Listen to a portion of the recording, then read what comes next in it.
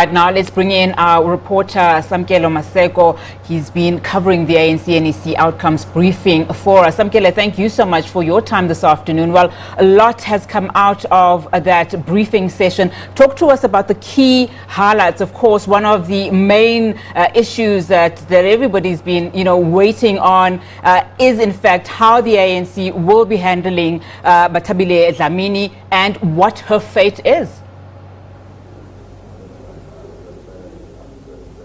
Essentially, the biggest highlight is that the case of the ANC Women's League President Bathabile Dlamini is now going to be handled by the national officials of the African National Congress as to when the ANC President Cyril Ramaphosa comes back from the UAE. This is a matter that he's going to be seized with, and it looks like he's going to have a very heavy political weekend, knowing very well that during the course of the weekend is addressing the National Union of Mine Workers Elective Conference out at the Birchwood Hotel on Saturday. Then on Sunday, he goes out to the Mpumalanga Provincial Conference to close it, as it will be having its first provincial conference since the departure of then chairperson of the ANC in that province, now Deputy President David Dabete Mabuza. Is also seized with this matter of Bathabile Dlamini, which has to be wrapped up soon, as per ANC step-aside guidelines, which say that once you are indicted, once you are found guilty, you have to immediately step aside from all positions of power within the African National Congress. The ANC Women's League President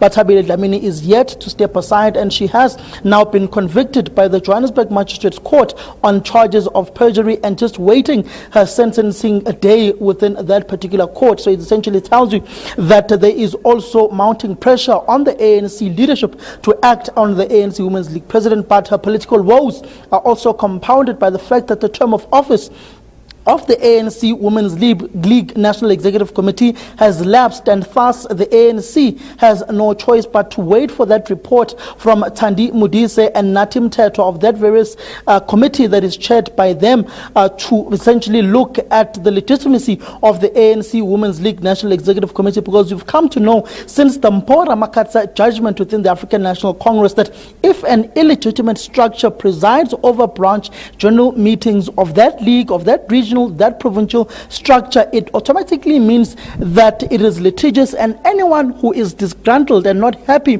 with the outcomes of those branch general meetings or that particular conference can take the ANC to court. And in the case study that they use of the Mpho Ramakatsa judgment, in most instances the ANC comes out lost and loses in those court bids. Hence, you saw the 2017 KZN judgment on that 2015 provincial conference in KZN. You saw the judgment of the Paris 2017 ANC conference. You also saw the judgment when it comes to the Northwest province, which was then chaired by Supra Muhammapilo, when it was also taken to court and nullified by the courts, and thus the ANC had to disband that particular province. And it also speaks of the various issues that have been plaguing the ANC over the various court of years of its members taking the party to court due to ANC internal processes being manipulated.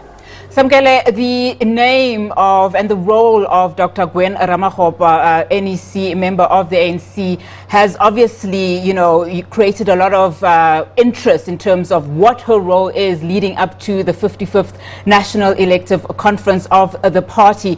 Now, we know that the ANC has now confirmed that she is going to be roped into the office of the Secretary General in the absence of Deputy Secretary General Jessie Duarte. Speak to us about what her role essentially means and what it means that she is in that top office. Essentially, the role of Dr. Gwen Ramokgopa is coordinator in the SGO office in the absence of Jessie Duarte, who's currently on sick leave, with the ANC officials in the past week or so having gone to visit her and to check up on her as she is currently on sick leave. Dr. Gwen Ramokgopa comes in as the coordinator of that office to coordinate the workings of the Secretary General's office in order not to overburden the current Treasurer General of the African National Congress, Pule Mashatile, who also has to make sure that the ANC's finances are in order, as in the past 3 or so years, they've been struggling to pay workers' salaries and to meet their financial obligations when it comes to their financial commitments, as they are currently overstrained. Even in their organogram, they've had to re-look at it in this past National Executive Committee of the African National Congress, as the ANC has said that the current workforce that they have does not meet the budgetary constraints of the governing party, and they have to streamline their workforce, and in order to try and remove the fat when it comes to the ANC salary wage bill, they've also done an internal audit of all the employees that are there within the African National Congress, and to check if there are no ghost employees. Hence, we've seen in some municipalities and state-owned enterprises where there have been ghost employees and people getting salaries for work not done, and those particular individuals basically not existing. So the ANC has done its own internal audit and has had to look at its workforce, and some have said they may even be planning to lay off some of its staff in order to make sure that the ANC is financially viable and it's able to meet its budgetary and financial demands at the end of the month when it comes to salaries of workers. But also, that renewal committee of the African National Congress that will be chaired by Togo Didiza and will essentially be looking at what the ANC should look like in 2032 when it comes to their membership and the outlook of the organization as the ANC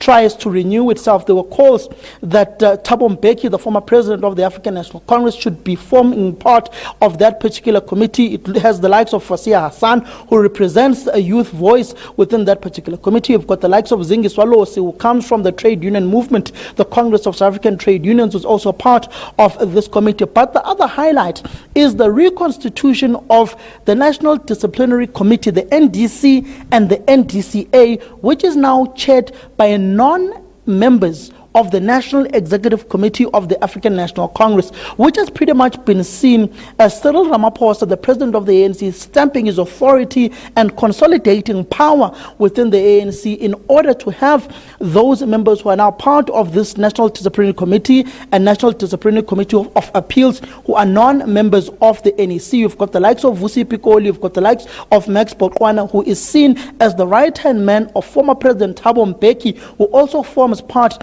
of these committees that have now been reconstituted by the African National Congress in order to try and renew itself and to be able to deal with matters of discipline within the party, as to not be seen or to be perceived as biased against a particular faction within the African National Congress. And as you've said, Ralph Mgijima will now chair the ANC's National Disciplinary Committee. All right, let's move on to this now, the regional and provincial structures.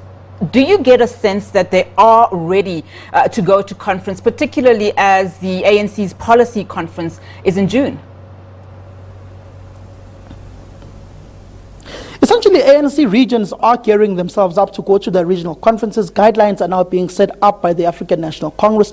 We do know that the ANC's biggest region at the time, which is eThekwini region, has met the 70% threshold to go to their regional conference, where Thabani Nyawosa is expected to go head-to-head against Zandile Kumete, the former regional chair of eThekwini, who is currently stepped aside due to the charges of fraud, corruption, money laundering and racketeering that she is currently facing in the magistrate's court out in Durban. It essentially tells you that you've got the regions of Gauteng, which had their branch general meetings over the course of the weekend, and they are gearing up to hold all regional conferences of Gauteng and ultimately the provincial conference. Limpopo has held most of its regional conferences. It's just Waterberg region that is now outstanding within that particular province. You go to the Eastern Cape, most of the regions in the Eastern Cape have held their regional conferences. It's just one region which was troublesome and which has now met the 70% threshold to go to their regional conference. You've also got regions out in the Northwest Province which are yet to go to the regional conferences. You've got the Western Cape, which is yet to hold its regional conferences.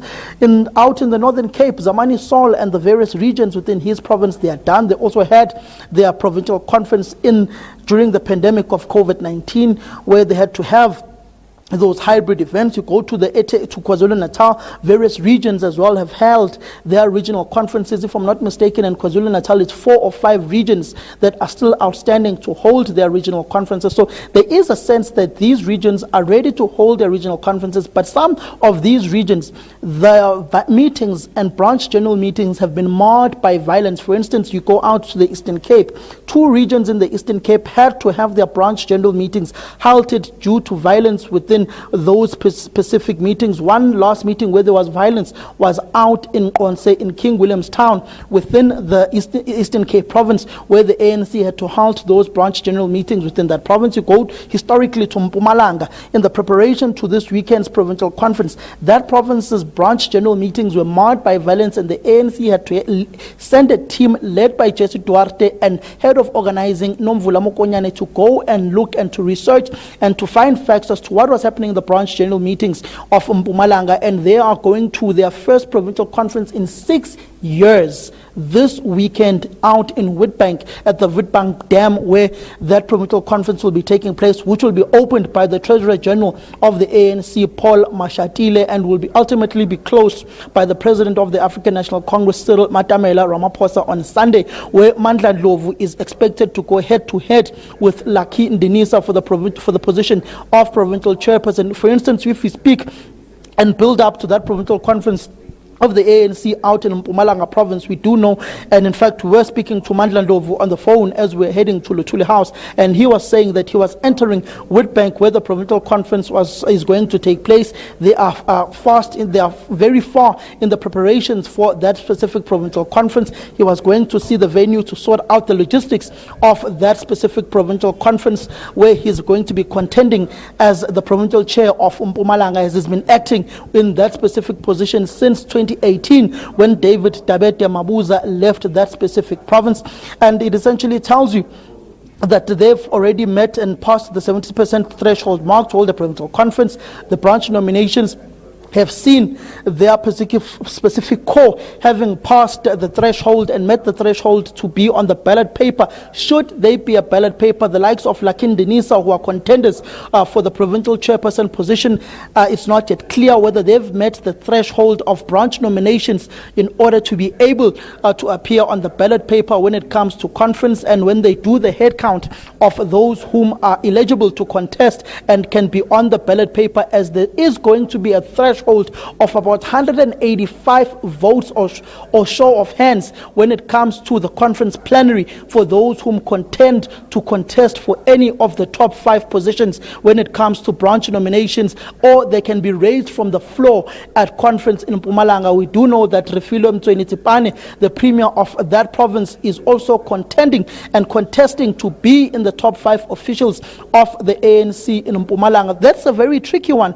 in Mpumalanga, because you've got 3 people who hail from the same region whom want to be members of the top 5 within that specific province. You've got Speedy Mashilo, who's the current chairperson of the Nkangala region, even though all regions have been disbanded in Mpumalanga, who wants to be the deputy chairperson of the province. You've got Lindi Wenchalinchali, who is on the Mandla Ndlovu and Speedy Mashilo slate as the deputy secretary of the province. Then you've got Refilo Mtsweni, who is the premier of the province and yields some sort of huge influence in the Nkangala region, who also wants to be the provincial chair or to be accommodated in the top 5 officials of the province of Mpumalanga. And you've also got a political, in his own words, heavyweight of Mpumalanga, which is Ngrai Ngwenya, who has effectively been suspended as the member of the African National Congress and will not form part of the delegates or form part of conference when the ANC goes to conference this weekend in the Nkangala region in Witbank for the provincial conference.